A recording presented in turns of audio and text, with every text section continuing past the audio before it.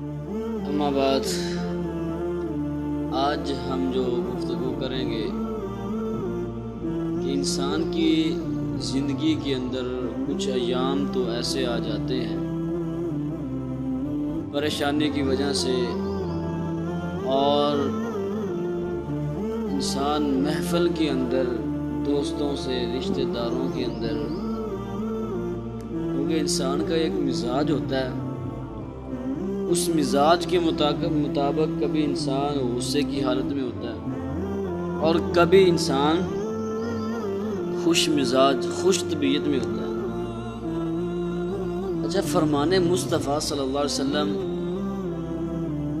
ایک کیسا علمی اور ہمارے لیے رشد و ہدایت کا فرمان ہے۔ رسول اللہ فرماتے ہیں کہ انسان جو ہے نا، جب اس کو غصہ آئے نا، غصے کی حالت کے اندر ہو، اگر وہ کھڑا ہے تو وہ بیٹھ جائے وہ اگر کھڑا ہے۔ اس سے کیا ہوگا؟